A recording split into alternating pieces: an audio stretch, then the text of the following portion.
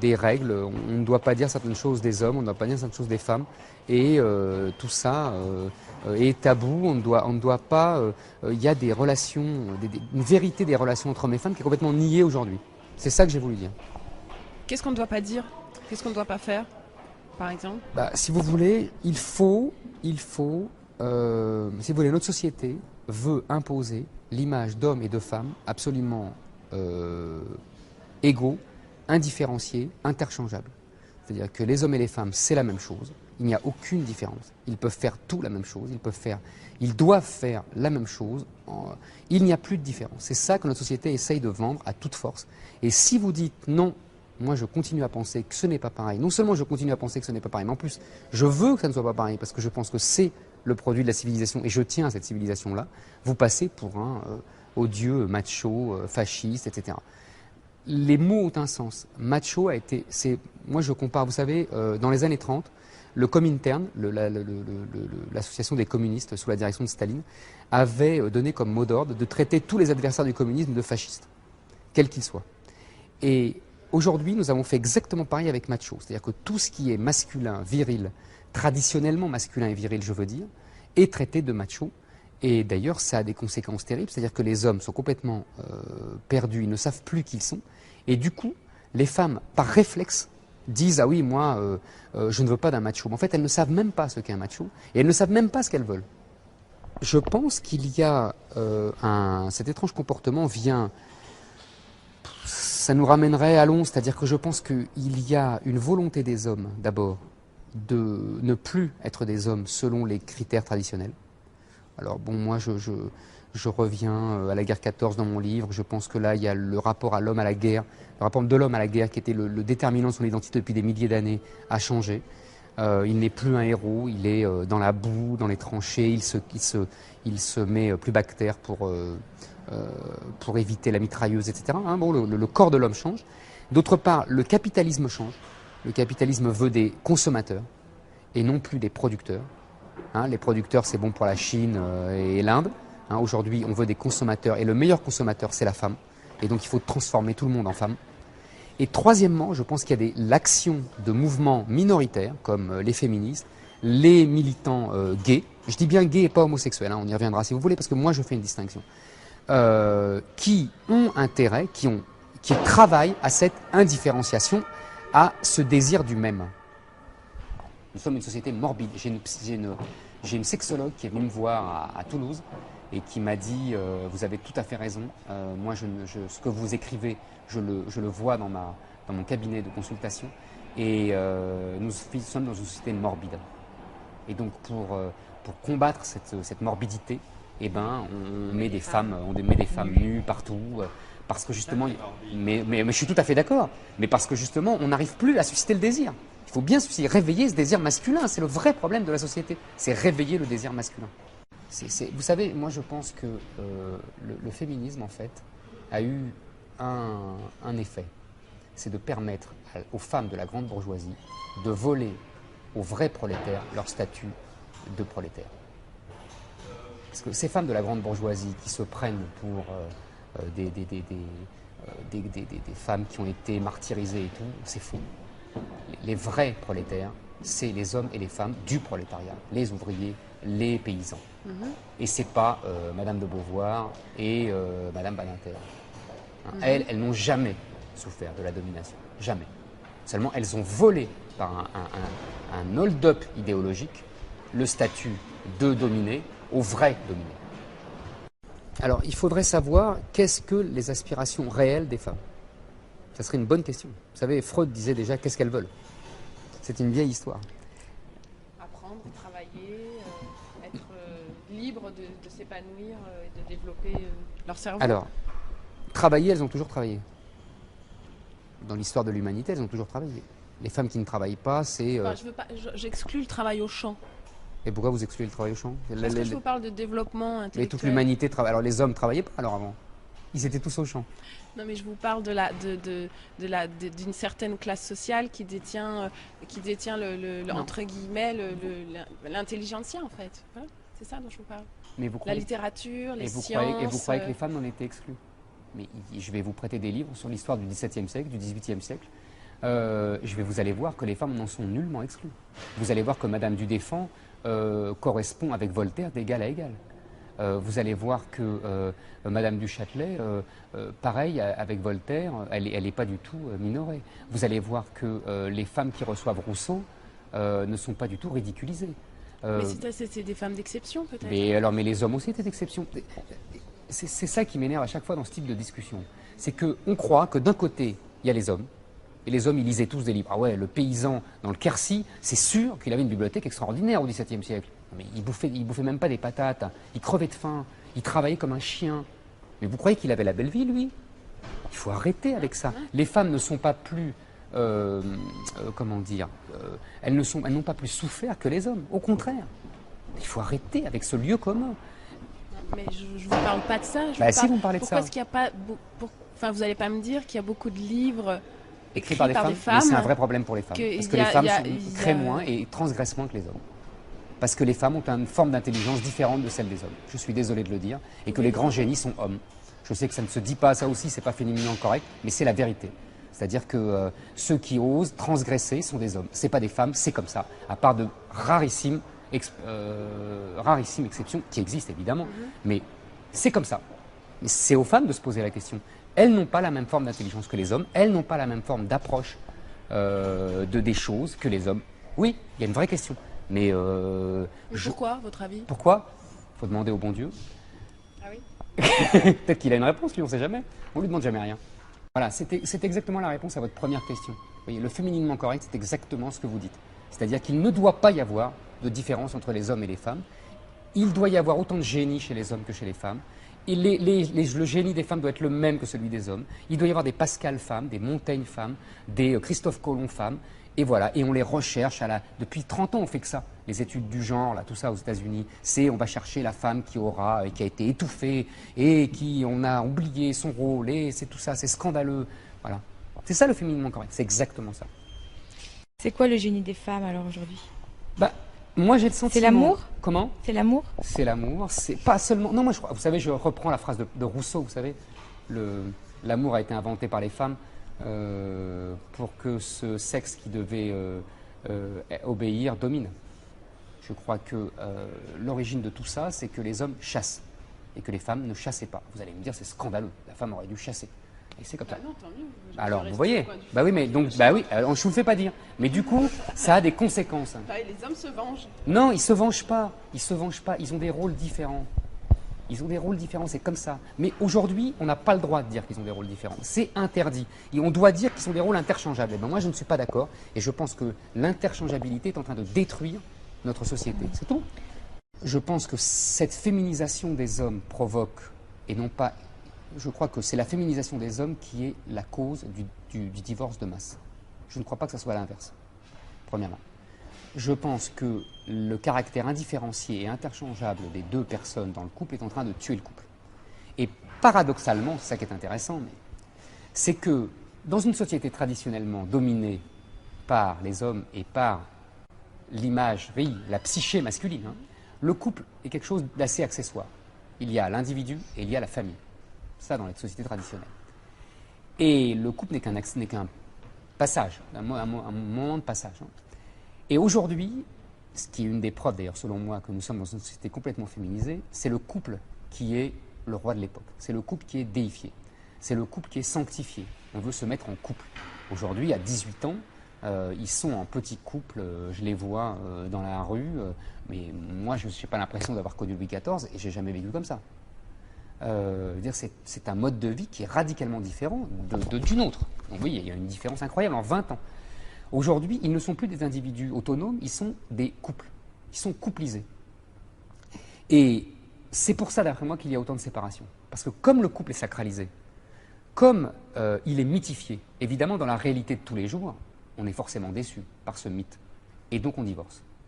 Et comme ce n'est plus la famille qui, vous savez, avant, nos parents disaient on ne divorce pas pour les enfants. On s'est beaucoup moqué d'eux. Mais moi, avec le recul, je me moque moins d'eux. Je trouvais ça assez noble, en fait. Pascal Quignard explique brillamment, dans son livre Le sexe et l'effroi, comment le christianisme tranche avec la société gréco-romaine qui distinguait entre l'érotisme agapé, l'amour, et philae, l'amitié, et qui n'imaginait pas de tout grouper. Et le christianisme dit il faut grouper Eros et agapé, l'amour et l'érotisme. Et Pascal Quignard dit très pertinemment que c'est une tentative de féminisation de la société, parce que c'est le vieux rêve des femmes, lier l'amour et le désir, et l'éros et l'érotisme. Et que les hommes, traditionnellement, n'en ont que faire. Et même, on reprendra cette idée, parce que je pense que c'est même un danger pour eux. On reprendra cette idée.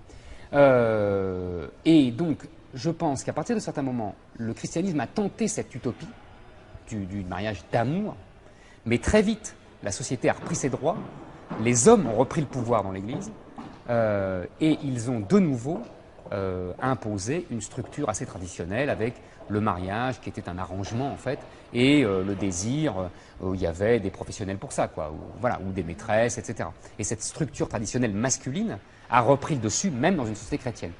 Voilà. Et c'est quoi le danger de ce désir alors? Alors là, il faut que vous lisiez Stendhal dans De l'amour, qui explique ça très bien. Au premier grain de passion, il y a un premier grain de fiasco. C'est-à-dire que l'homme, quand il aime, il sanctifie la femme et donc il n'arrive plus à la désirer. En clair, il n'arrive plus à bander. Non, les femmes ne bandent pas jusqu'à preuve du contraire. Mais enfin, on va peut-être pouvoir... Vous aviez l'impression que je disais? Ah ben, évidemment que c'est schématique. Ah, mais évidemment que c'est schématique. C'est évidemment schématique. C'est évidemment, il y a toutes les nuances du monde à apporter à ça. Mais la grille de lecture, et Stendhal le décrit magnifiquement dans son livre, évidemment qu'après il faut nuancer, il le nuance très bien d'ailleurs, mais la grille de lecture est ça. Et aujourd'hui, cette grille de lecture est niée. Aujourd'hui, on somme les hommes d'aimer pour désirer. Et c'est très intéressant à double titre. D'une part, parce que dans les années 70, on disait l'inverse. Dans les années 70, nos amis féministes disaient « Mais nous aussi, les femmes, nous n'allons plus lier l'amour au désir. C'est un principe d'aliénation qu'on nous a inculqué depuis des milliers d'années et on va s'en émanciper. » Et d'ailleurs, pour certaines, elles s'en sont émancipées. Elles ont pris des amants, elles se sont bien amusées. Et le bout du bout de cette évolution, c'est Catherine Millet. Quand Catherine Millet raconte, c'était exactement... Moi, j'aime beaucoup Catherine Millet parce que, pour moi, c'est l'incarnation d'une idéologie. Ça m'intéresse toujours quand je vois des gens aller au bout d'une logique intellectuelle. Je dis ça sans ironie du tout. Ça m'intéresse. C'est vraiment... J'ai beaucoup de respect pour cette fille et elle m'intéresse, quoi. C'est très intéressant. C'est un archétype, hein. Bon. Mais qu'est-ce qui se passe aujourd'hui? Catherine Millet est complètement désuète, si j'ose dire. Parce que ce qui est intéressant dans les nouvelles générations, ce que j'ai observé en travaillant sur ce livre, c'est qu'on est complètement à l'inverse. Aujourd'hui, on est obsédé par l'amour.